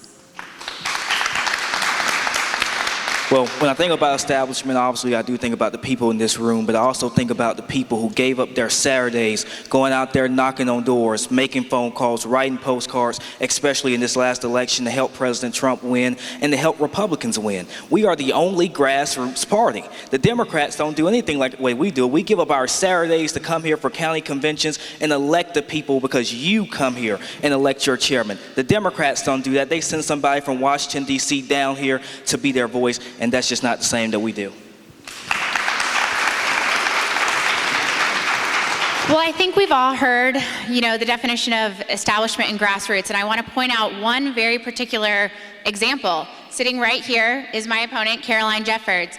In the previous section, she said that she could not fundraise for the Georgia GOP without having a seat at the table. And then she tried to tell you that the worker bees, the ones that are knocking doors, are the same people that are the establishment that are climbing the ranks and are not listening to we the people that are knocking on doors and demanding that they listen and do what they need to do at the state legislature. So that's just a little difference in grassroots and establishment. Well, I do believe it's all been said, but I think we need both. We need the establishment and we need the worker bees, which is your grassroots that get out there and really sweat and knock on doors and do what they need to do to get our people elected. But like I said, it's been said so much that I'm not going to repeat it. Thank you. Jenny might be unopposed because she's a woman of very few words, and that's one of the things we love about her. All right, we can do this next one by a show of hands real quick. Have you ever been paid to canvass or phone bank? Have you ever been paid to canvass or phone bank? This is a question from the audience.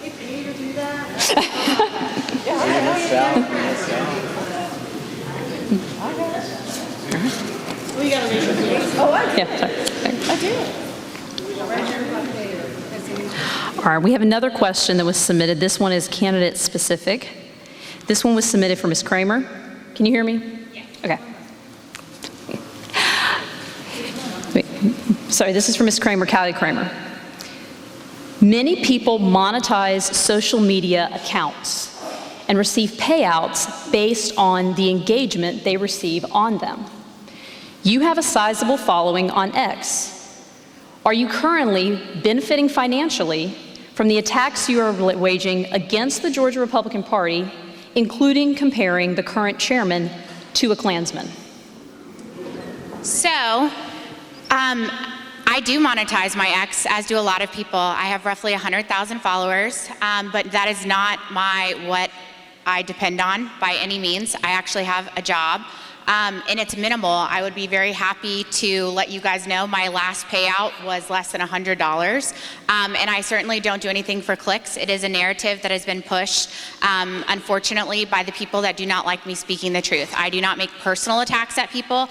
I say things that they don't want to be heard, and therefore it is turned into that I am some horrible person that is making personal attacks. And if you go and actually read my words and not what other people are saying that I said, then you will see that I'm actually just speaking facts and drawing truth to light and transparency.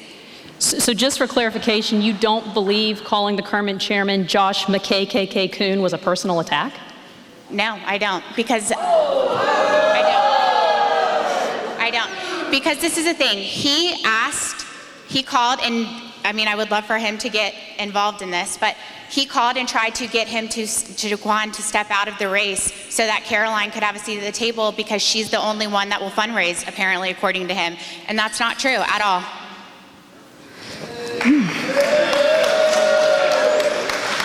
All right.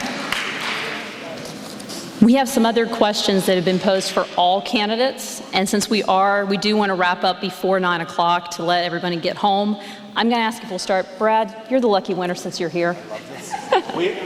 He's my podium buddy. Or I could just project. I can hear you then. All right. This is a question for all of the candidates. If you are elected 2 years from now, what will you want to accomplish to believe you've been successful? I want the Democrats totally destroyed. I want them screaming at the sky and crying. I want them to never make an attempt to take over our state again. I want total victory, big wins. That's what I want to be successful. Thank you. Thought I'd never agree with you, but absolutely, we need all Constitution officers, Republicans. We need state senators down there that are Republicans and House reps. We need all our locals, Republicans, but that's probably not going to happen. But we need to make sure that we get a lot of solid grassroots, America First candidates in all those offices. If we can do that within 4 years, we've accomplished a lot. Well, I can't do it like what Brad just did. My accent would come out, the Bostonian accent, if you haven't heard it. Anyway, what I think we need to accomplish is to make Georgia redder and not bluer or purple.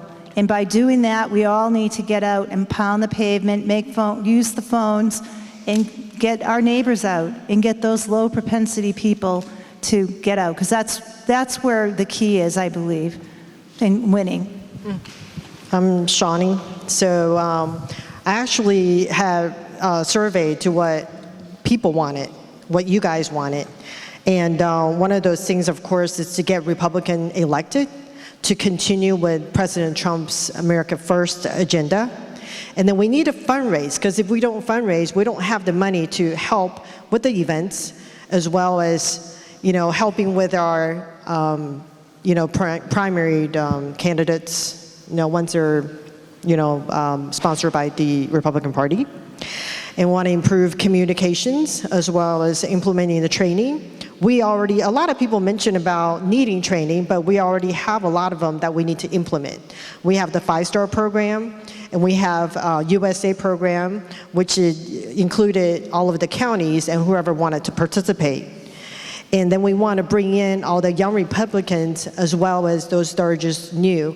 We need to train them. We need to have classes so that they understand. Like right now, a lot of people are doing transitioning from county Facebook, and nobody can get in their Facebook. So we should have trainings for that as well. So for 4 years, over 4 years, I've been waiting to actually fight the Democrats. But even up here, there's a lot of chatter and a lot of disharmony. So what I want to do is to defeat all the Democrats. Can we stop? I want to defeat all the Democrats and their communist socialist agenda in Georgia. I want us to actually promote Republican principles and Republican principles and policies throughout the state and hold our constitutional officers accountable for what their campaign promises are. I want us to be unified as a Republican Party, so in 2 years, if we can actually get in the boat and row together, I think we have a chance. But if all this stuff continues, I fear for the future of my grandchildren based on the vitriol. So let's unite and fight the Democrats, and if we can do that in 2 years, we can do anything together. Okay, in 2 years, we don't have members, but I would like to say that we increased the number of Republican voters. We increased the amount of money that we have in our checking account. I would like to have $100 million in the Georgia Republican checking account.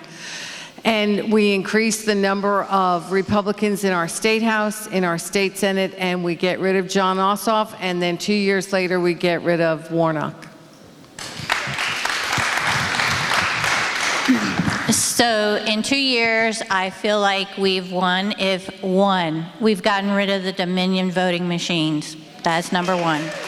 Number two is that we have elected all Republicans, whether it's a governor, secretary of state, AG, and that we've switched out the Senator Ossoff to a Republican. That I feel like we would win. And then the third thing is I feel like we would win if all the new chair people were trained, working together, know what they need to do, and we're all unified, working together to move the Republicans' agenda and Trump's agenda forward. I want to get Republicans elected up and down the ballot, but particularly not only at our constitutional level, but also in our counties. We've got rural counties across the state that have got Democrats that are in there, and we've got to swap them out. We've got to put new people in there. I want to stop losing elections. My competitor said that, we returned a majority. All right, that is code for we didn't win any more new seats. In the last 5 years, we have lost 19 House seats. We have lost 5 state Senate seats. We have lost 2 United States senators. And we have 5 House state House seats that are up for grabs, that are within the 2% margin. We've got to be able to have a plan to be able to move those and to turn those and to bring them back. I've got the tools, I've got the resources, I've got the connections, and I am your grassroots candidate. Thank you. So y'all can check this when you get home. But number one, I haven't been the chairman for 5 years. Number two, we haven't lost 19 House seats and 5 state Senate seats in the last 5 years. Just go check. Go home and check, and you'll see. But what does success look like in 2 years? In November of this year, success looks like winning both of the Public Service Commission statewide elections that will be on the ballot in November of 2025. Success looks like firing John Ossoff, electing Republicans up and down the ballot, but also being aggressive about picking up new opportunities. And that means investing in Georgia's 2nd congressional district to finally defeat Sanford Bishop. If we look back at the end of that 2-year period, and we've raised over $6 million, doubling what we did in this last 2-year period, we win all those elections, we rebuild our election integrity and field program, I believe we can say we did a great job in 2026. Thank you. Well, as you have heard, we have a lot of work to do, because I do agree with all this. We've got to get Georgia red and make a force out into our United States in support of President Trump. But as your next secretary, what I would like to accomplish at the end of 2 years, I would love to hear your feedback to say, because of the communication that will occur over the next 2 years between you and the grassroots, that you'll feel more informed, more educated and confident in your executive board, because you're receiving the communications and the updates and the information that you need to know what's going on at the state level. Obviously, the one thing that I want to see is the retirement of 2 Democratic senators. I want to see the re-election of a Republican, a good Republican, under the Gold Dome as governor and in our General Assemblies and our constitutional officers. But I think one of the biggest things, if we are going to grow this party, we have to do 2 things. And one of those is we have to follow the principle of Matthew 18. And that is, if you have a problem with somebody, you take it to that person. And you discuss it with that person. You don't take it to a public forum. The second thing that we have to do, if we're going to attract new people to this party, we have to do what Philippians says, and that is putting the past behind. We have to press on to the goal. We all know what that goal is. Now, Scripture's talking about the goal of Jesus Christ. However, what we're talking about is pressing on to the goal of making sure that we elect Republicans up and down the ballot in our cities, in our towns, in our counties, and that's what I want to see. And I believe that we have the spirit that can do that. That's the way we've been. And I will serve you well as your secretary.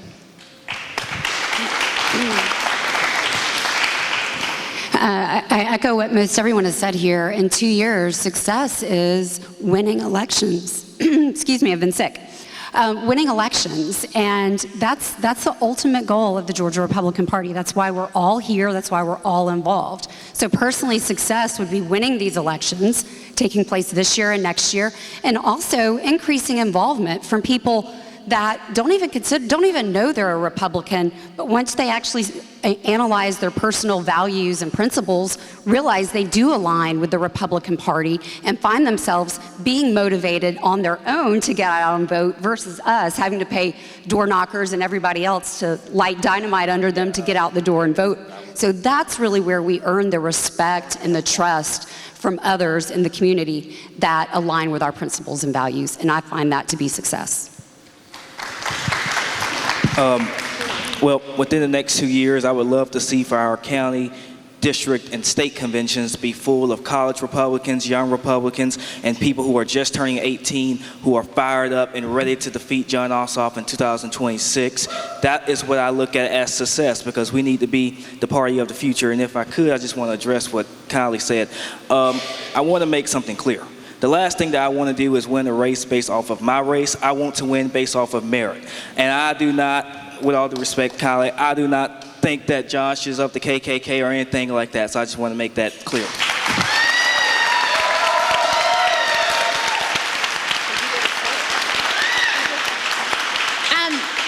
Looking at the party in 2 years, the first thing I think for the state of Georgia and across the country, but is to get rid of the damn machines. President Trump obviously signed his executive order, and we need to be diligently working on that. And the Georgia GOP currently has not put a legislative agenda to put on the state legislator to do that. And then obviously it is winning the Senate race with John Ossoff, defeating him, and then all of the down ballot races. And we do that by building an infrastructure across the state of Georgia like Trump Force, but we actually do it with the grassroots here, that we don't need an outside entity to come in and help us with elections, that we have a foundation that we can build upon and continue to grow and encourage people to get involved with the party and actually have something that we are sustainable and can keep moving forward on our own. So I look forward to working with you guys over the next 2 years. Well, education.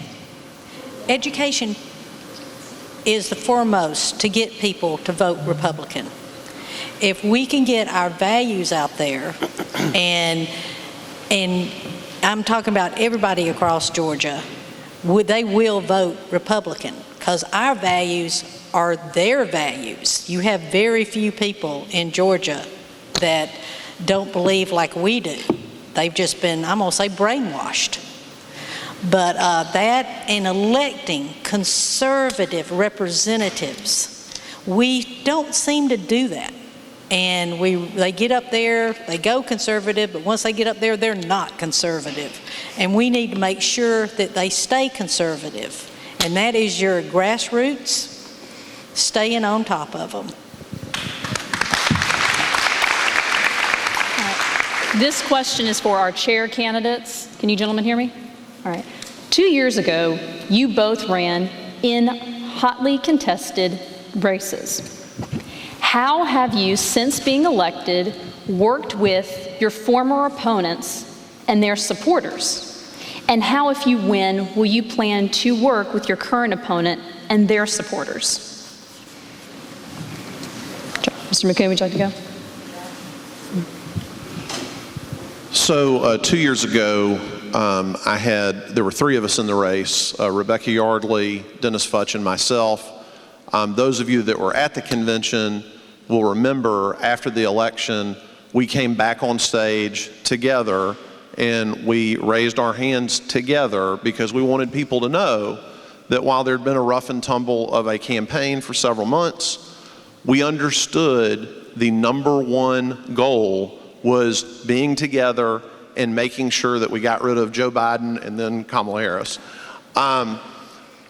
After that day, Rebecca, I put in charge of a lot of our training programs at GaGOP University. We had that. We also had Project USA that Catherine James and Kathy Hurley ran. And then Dennis Futch, I asked to lead our rural turnout initiative. And I'm very grateful for everything they did. Look, I'm a Republican. I'm not somebody that believes in taking my ball and going home. Whatever happens in the election, I'm going to do everything I can to make sure that our state stays Republican, to make sure that we get rid of California's third United States Senator, John Ossoff, that we do what we have to do because we don't have anywhere else to go to as free people. We have to keep this state conservative. And so I will do whatever it takes. And if I win, then I'm going to lead the team. If I don't win, I will offer any assistance I possibly can to those who are elected. Thank you. So the question again is, what are we going to do to work with folks, and what did we do to work with people in the past? Okay. In the past, you won. How did you work with your former opponents and their supporters, and how will you take that approach if you were to win now? Okay, so I actually worked with one of my opponents right down here at the end of the table, and we put together something called a voter intelligence tool with a group of other really bright individuals that know a lot more about computer programming than I do. We built a tool that has hyper accurate data in it that can make it so that if you want to do voter challenges in your county, we've got super accurate data for you. If you want to go out and chase voters out there, particularly the ones that we don't know how they're voting, like the independents out there. In Georgia, 40% of the voters are independent. Out of 7 million registered voters, that's 2.8 million people. They live right next door to you. We can help you find, we call them green dots. We can find those green dots out there. I had 2 other folks that were in there. One is a long way away, and I wasn't going to, drag him up to these kinds of things. But, I got involved in doing, state election board rules, challenging the rules, helping rewrite rules, helping write legislation. I'm open to working with anybody that's out there. I don't care, whether you're, if you're going against me in a hotly contested election, it doesn't matter. I want to work. I want to win. Well, we're coming up on 9 o'clock, so we'll do a quick final round, and we'll start on the far end. Sorry, Brad. We'll start down the opposite end with Ms. Jenny Ekman. For the final close, of course, everyone hopes they win, and we wish all of you the best. If for some reason you do not win your race, now this doesn't technically apply to you, Jenny, you're unopposed, but I'm going to let you start anyway. What would your commitment be to Georgia Republicans of what you will do even if you were not elected? I would still be here to work. I have lost elections before. I don't leave. I come back. I offer whatever they need, I will do. And I'll continue to do that. If something happened and I didn't win this one, I would continue to work, and whatever assignment I was given, I would do it to the best of my ability. And thank you, Jenny, for continuing to step up and serve. And I'm glad that you're up here, even though no one's running against you. I am committed to the Georgia Republican Party.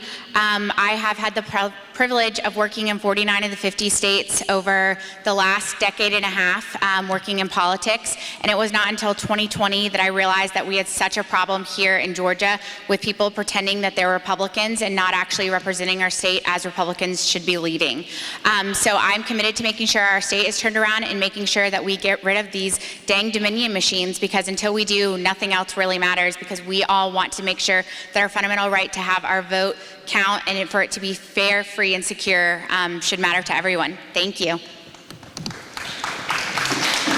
I will still be involved. I have no idea what I will do. I'm not on my time, I'm on God's time. But I will do something in 2026 to help defeat John Ossoff.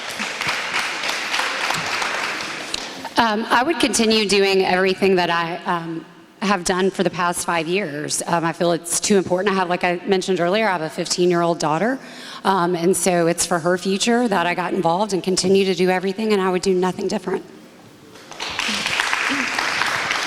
We've been talking a lot about grassroots, and one of the most important places of grassroots is our precinct and our House districts. That is the essence of where you can begin to build your network. The people that are in your neighborhood, go speak to them, have coffees, have teas. Yes, I'm going to continue to build my House district and my precinct so that we can thrive even in Fulton County. Well, God has been with me and guided me on this journey, and it has been such a pleasure of a journey. And like Jaquan said, I'm not sure. I would wait and see what God had planned for me next. However, I do know that I would support the executive committee that you elect, because like I said earlier, I respect your vote. So I would support them any way I can, or I could. I would be on a committee, lead a committee. I would step up to whatever they asked me to do. And then, of course, I would go back to Gwinnett County, because there's a lot of work that needs to be done in Gwinnett County to turn Gwinnett back to red. So I've won elections, I've lost elections, more fun to win. But if I was not successful here, the project that I would be most interested in, because I think it's the biggest piece of unfinished election integrity business, and that's been talked about quite a bit tonight, is to go out, wearing this hat, you can't really get into the primary recruitment game. But if I was no longer chairman of the party, I would make it my mission to recruit a candidate for Secretary of State whose sole platform would be on day one after being sworn in, they would decertify the Dominion voting machines, which would force the transition to the paper ballot method that we've been talking about tonight. Thank you. If I don't win, my focus is going to be on I'm still trying to get rid of the machines. That's not going to happen. I am going to win. And when I do win, the first thing I'm going to do is invite the Governor Kemp to go quail hunting with me, and we're going to figure out a way to call a special session so we can get these machines decertified and out of here. So if I don't win, I'm still the Upson County chairwoman, so I'll continue to be, yay, I'll continue to do that job to the best of my ability, but I'll also offer my help to whoever is elected, to however I can help, who I can mentor, whatever the needs are, I'm available.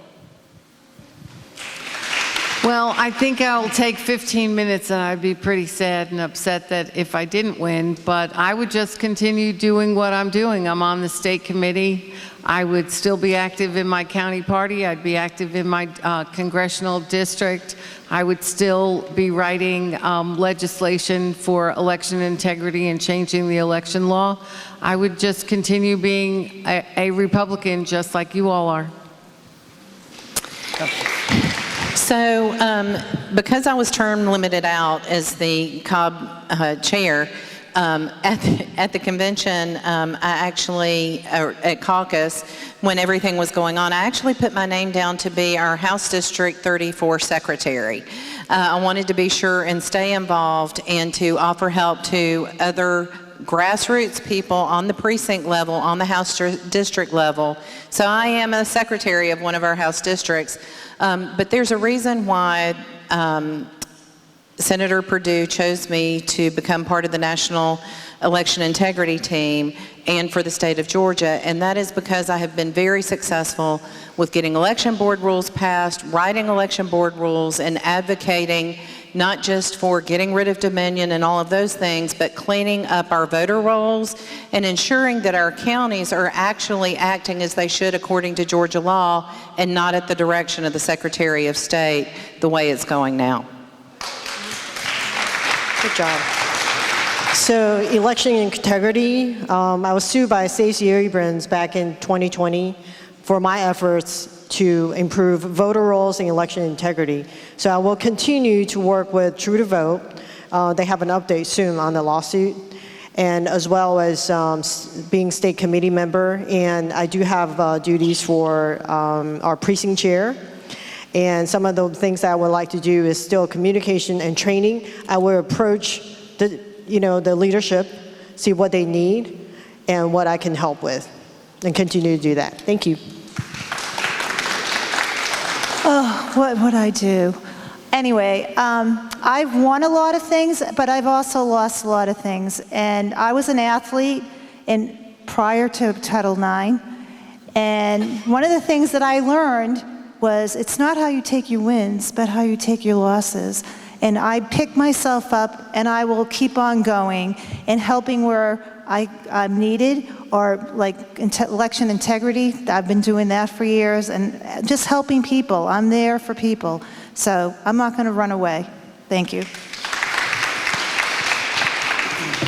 Okay, if I don't win, I will offer my time and talent to the Georgia GOP to implement my 2026 grassroots, and I would help with the grassroots if I'm asked. When I stood before you on the stage at convention in 2023, I made a solemn promise to you that I would fight for you every day, and I relentlessly kept that promise to you. I fought in the courts, I fought in the streets, I fought everywhere to re-elect Donald Trump and to build the Republican Party to be as strong as it could be. And so I will renew that commitment. The chairman knows that I'm all in, and anything he needs, I will get done for him. And just since I'm the last speaker, as a point of personal privilege, I'm friends with both David and with Josh. And I just want to say that Josh is the hardest working chairman we've ever had in this party. He works from the moment he wakes up till he's falling asleep in the back seat as we ride around the state from event to event. And he's the furthest thing from a racist. you can possibly imagine. He's welcoming, he's warm, he's a great guy. And I think he gets no salary for that, by the way. Not a penny. It actually costs him money to do this and to put up with these lies and these attacks. And I just want to say thank you, Josh McCoon, for stepping up to lead the Georgia Republican Party. And I know you'll do even more and even better in your next term as chairman. Thank you so much. I love you all. Thank you.